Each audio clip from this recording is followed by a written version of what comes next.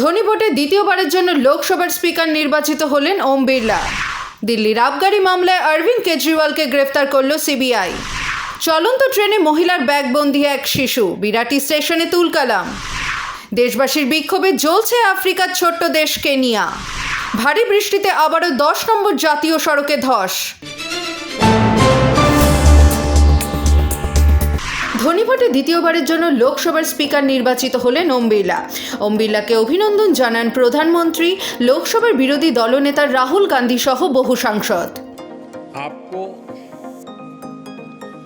और इस पूरे सदन को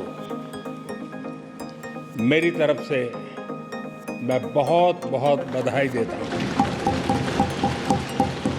I'd like to congratulate you for your successful election.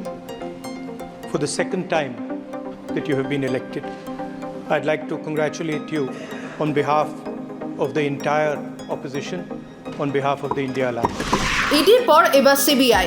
দিল্লির আবগারি মামলায় অরবিন্দ কেজরিওয়ালকে গ্রেফতার করল সিবিআই।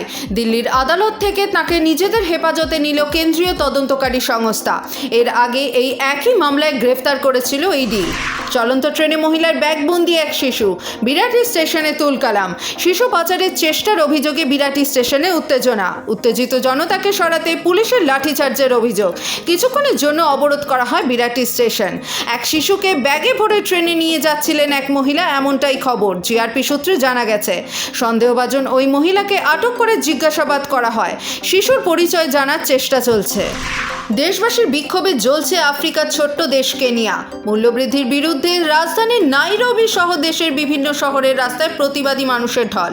জ্বালিয়ে দেওয়া হয় সে দেশের সংসদ ভবনের একাংশ। পুলিশের সঙ্গে সংঘর্ষে এখনও পর্যন্ত 5 জনের মৃত্যুর খবর মিলেছে। এই পরিস্থিতিতে কেনিয়ায় থাকা ভারতীয়দের সতর্ক করল সে দেশের ভারতীয় দূতাবাস।